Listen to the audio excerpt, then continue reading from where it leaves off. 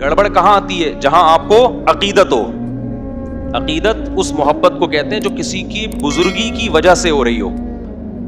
یہاں لوگوں کی اصلاح بھی ہوتی ہے اور لوگ اس عقیدت میں گمراہ بھی ہوتے ہیں. کیونکہ جب آپ کو کسی سے عقیدت ہو گئی نا تو آپ کے دماغ میں کھوپڑی میں یہ بات آ جاتی ہے کہ اب یہ جو کہے گا صحیح کہے گا. جیسے پھونکوں والی سرکار, لوگوں کو عقیدت ہو گئی نا, اب لوگ یہ نہیں دیکھ رہے کہ پھونکوں والی سرکار نے اگر واقعی پھونک لگا کے اس لنگڑے کو سیدھا کر دیا ہے تو آغا خان ہاسپٹل میں کیوں نہیں بیٹھ جاتا بھائی؟ تو کامن سینس کی بات ہے نا بھائی. اتنے معذور آ رہے ہیں بائکوں سے گرنے والے, آپ ایک سلنڈر میں پھونک بھر کے دے دیں, ہم اسی سلنڈر سے لوگوں کو اسپرے کرتے رہیں گے, ٹانگیں صحیح ہوتی رہیں گی. کیا خیال ہے بھائی؟ لیکن عقیدت انسان کو اندھا کر دیتی ہے.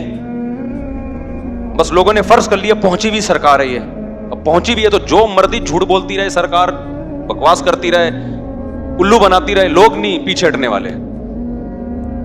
وہ آیا تھا نا کہ کوئی عراقی آیا تھا کچھ دن پہلے, وہ پھونکو لگا لگا کے بڑی اس کی تعریف ہے, جی پھونک لگاتا ہے تو یہ ہو جاتا ہے. میں نے کہا 2 نمبر آدمی ہے. کہہ رہے نہیں حضرت آپ کو کیا پتا.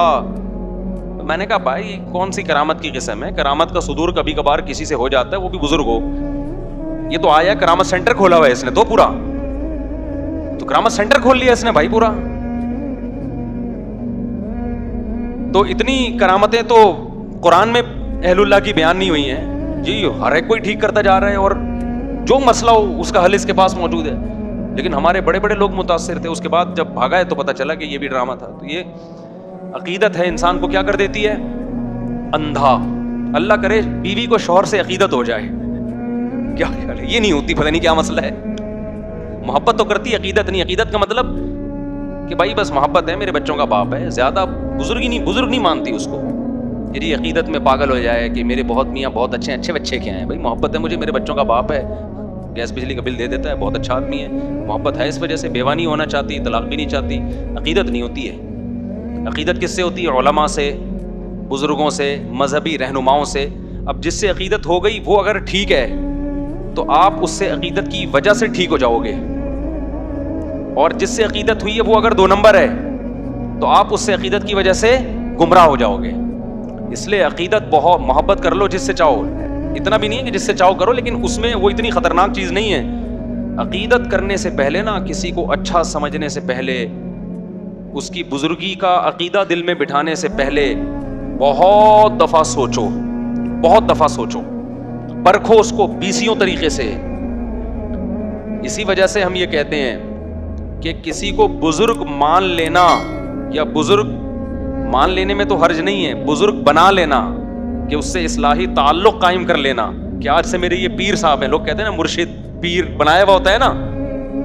رشتہ تلاش کرنے میں اتنی تگ و دو نہ کیا کرو, لیکن کسی بزرگ سے بیعت ہونے میں اس سے زیادہ ٹینشن اٹھایا کرو, اس کو پرکھا کرو.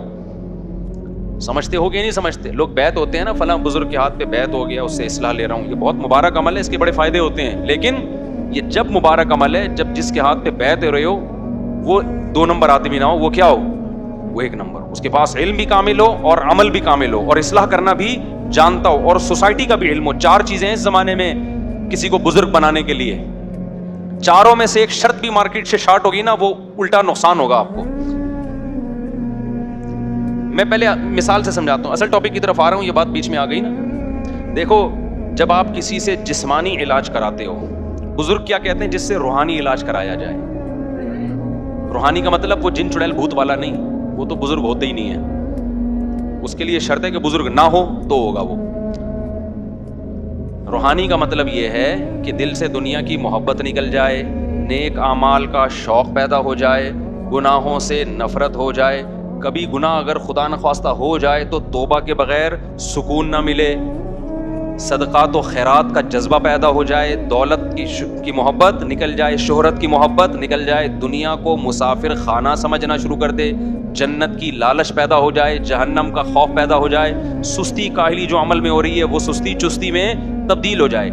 اس عمل کو روحانی علاج اور اصلاح کہا جاتا ہے شریعت کی روشنی میں. انسان کی زندگی کے 2 پہلو ہیں, ایک جسمانی اور ایک روحانی. جسمانی ڈاکٹر کہلاتے ہیں, روحانی ڈاکٹر بزرگ کہلاتے ہیں. سمجھ میں آ رہی ہے بات کہ نہیں آ رہی ہے؟ صحابہ کرام جسمانی علاج حکیم اور طبیب سے کرواتے تھے، روحانی علاج کے لیے اللہ نے کس کو بھیجا؟ محمد صلی اللہ علیہ وسلم کو۔ کیا مطلب؟ یزکیہم، نبی کا کام ہے ان کا تزکیہ کرنا، ان کو گناہوں سے پاک کرنا، توبہ کروانا، ان سے عقیدہ بھی پاک ہو جائے اور عمل بھی پاک ہو جائے۔ تو یہ روحانی، تو نبی کے بعد صحابہ روحانی معالج تھے، تابعین کے بعد تابعین تبع تابعین کے لیے یہ سلسلہ سینہ بسینہ آج تک چلا آ رہا ہے۔ یہ جو 4 سلسلے ہیں نا، نقش بندی، قادری، سہراوردی اور چشتی، یہ چاروں سلسلے اسی کی کڑی ہیں ایک، کہ باقاعدہ پھر اہل اللہ نے، اللہ والوں نے اس کو باقاعدہ ایک مرتب کیا، اس کو ایک نظام بنایا۔ جیسے فقہ پہلے بکھرا ہوا تھا نا، فقی مسائل، لیکن اس بکھرے ہوئے کام کو فقہا نے سمیٹ کے 4 سلسلوں میں بند کر دیا، حنفی، مالکی، شافعی، حنبلی، چاروں برحق ہیں۔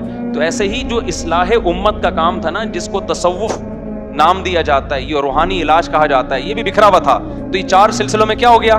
بند ہو گیا۔ چشتی، قادری، سہراوردی اور نقش بندی، اس میں بڑے بڑے بزرگ گزرے ہیں۔ اب جیسے یہ جو 4 سلسلے حنفی، مالکی، شافعی، حنبلی، اس میں بڑے بڑے فقہا گزرے ہیں، لیکن بدعتی بھی گزرے ہیں۔ تو ایسے ہی یہ 4 تصوف کے سلسلے میں بڑے بڑے اللہ والے گزرے، مگر 2 نمبر بھی گزرے ہیں، کیونکہ فوراً لوگ مثال دیتے ہیں وہ فلاں 2 نمبر تھا۔ بھائی 2 نمبر تو ہر طبقے میں ہوتے ہیں نا، اس کا یہ مطلب تھوڑی ہوتا ہے کہ سلسلہ ہی غلط ہو گیا۔ تو پوری دنیا میں جہاں بھی آپ جائیں گے نا، جتنے بڑے بڑے اللہ والے گزرے ہیں، میجورٹی انہی 4 سلسلوں میں سے کسی میں سے تعلق نظر آئے گا آپ کو۔ تو یہ کس کے لیے؟ روحانی علاج۔ اب روحانی علاج کا مطلب سمجھ گئے؟ کیونکہ یہ عامل لوگ پھر کیش کراتے ہیں، دیکھو مفتی صاحب بھی روحانی علاج کے قائل ہیں، لہذا آئیے چڑیل ہم سے بھگوائیے، وہ روحانی علاج نہیں۔